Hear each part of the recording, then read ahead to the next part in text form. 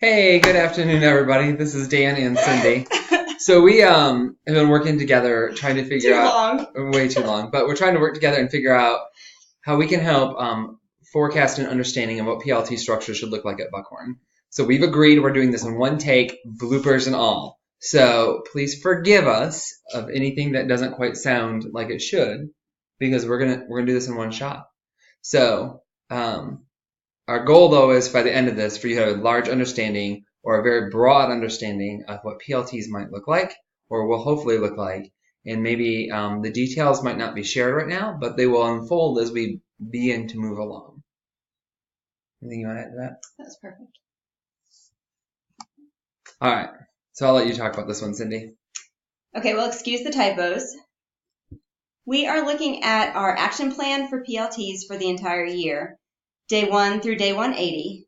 So if you look at day 1, you're seeing that we're building expectations, which we're doing right now. And we'll talk a little bit during the work week about your PDPs and how that unfolds and how it aligns with PLTs. And then getting an understanding of backwards design, which is also part of day 1. When we move into day 90, we want to incorporate more data analysis or make that at least a continuum from day 1 to day 90. And interventions will be teacher-driven versus student-driven or versus school-driven. And we'll continue to have reflection moving into day 90 so that through day 180, we can be more fluid in our backwards design and plan our scholar planning time, which is previously known as intervention or kid talk. And we'll have all of those pieces up and running hopefully by day 180. Do you want to add anything to that? I think what I wanted to say is this is going to be a growth process. It will not be 100% where any of us think it should be in the first day. It will not be 100% where we all want it on the 90th day. This is a growth process. This is us learning how we work together as a team, learning from our past experiences as we bring forward, but bringing multiple mindsets in where we all are differently together into a new vision. So please know that we understand this is a shift. And I want to go, that'll lead us right into our next slide because it goes to the professional development learning cycle. And we actually believe that we are going to go through this cycle multiple times rapidly.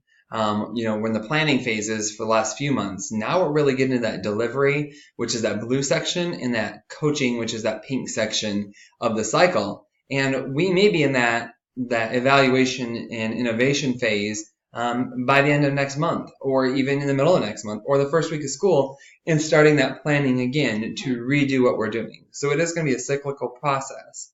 And I think as we go through, we'll think of different ways to evaluate, and that'll impact our planning, and then our coaching and delivery will be impacted by your reflections too. So everything is just kind of loosely outlined, and the action plan kind of gives us a guide of where we want to be, but we're definitely shifting around that based on needs. So from there, PLTs at Buckhorn really will be encompass three things. The core planning through UBD, scholar planning, and the data analysis and response. So you'll see PLTs are driving all three of those things and surround all three of those things. I'm going to let Cindy, do you want to say anything? No. Okay. So we'll take a look at each of those pieces individually quick. So we'll start with some core planning through backwards design, and underneath you'll see some bullets that explain backwards design. We're going to unpack the standards, develop criteria for student success. So that might look like what does mastery look like on those standards by the end. Then we'll be creating some common assessments, and that doesn't necessarily mean pencil paper or multiple choice. It could mean exit tickets, observations to gauge student progress. And then we'll plan the lessons based on the knowledge that we built prior and fit in the assessments where they need to be. I think what's important for you to know is that when you walk away from your PLTs during this core planning through UB design process, you will have a good majority of your lesson plan or a scope and sequence or a structure of knowing where you need to take the lesson in your classroom. You might not have every detail because we can't write it for every classroom. You know the kids in your class. You'll have to shift that core plan to meet your kids, but you will have a core plan to roll out and utilize.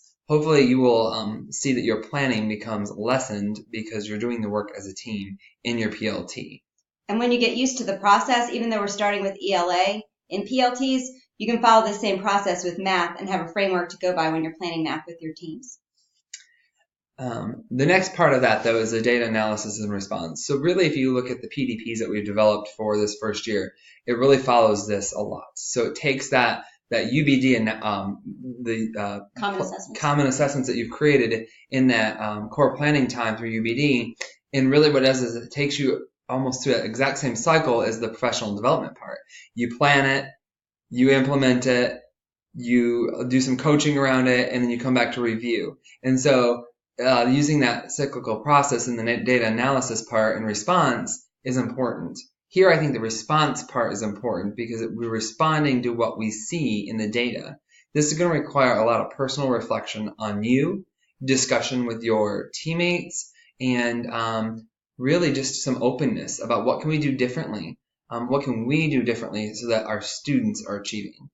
And these conversations will be more powerful because your core instruction is planned together, so you can really analyze the teaching that went on and then any shifts that were made in the individual classrooms and how that impacted the data. That last part is the scholar planning. So this is where we get into our intervention, our kid talk, any of those things that you've done in the past. How are we intervening for students, or in our case, we're calling scholars, so that we are ensuring they're meeting that proficiency level and that standard. Through scholar planning within your PLT, you're going to begin to first identify the core deficits and leadership deficits or leadership gaps that have been created within your academic data. So this is twofold. It is either benchmark assessments like it is MClass or EOG or BOG scores, or even your common assessments you've created through universal backwards design. The big piece of that is making sure that we're using ICE, that we are really focusing on the instruction, the curriculum, and the environment, and we have eliminated the learner completely, because our students come to us wanting to learn, and individuals that are capable of learning. And when we automatically assume and we put them first in the process, we are taking away their ability to learn and go through those motions, and we're placing the problem squarely on their shoulders.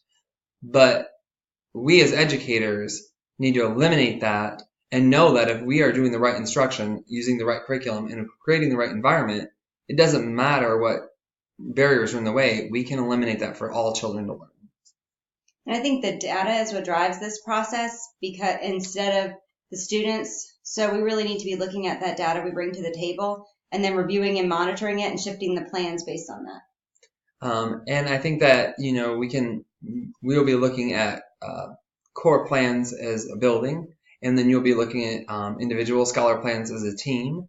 But that we'll be constantly doing is reflecting on what's our intensity, our frequency, and our duration within those plans to make sure that we are doing what's best for every child. So lastly, we want to leave you with, to become a master at any skill, it takes a total effort of your heart, mind, and soul working together in tandem. So to me, we've set off on a journey to do something different.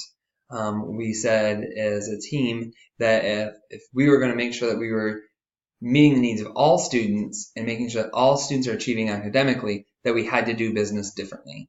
And this is part of our doing business differently, bringing the three core pieces together in our PLTs and talking about them in a different manner. I think it's going to have a powerful impact on students. So thank you. Hopefully this brought you a greater understanding of our PLT process, and we will be building more details as the year goes along. Have a good day.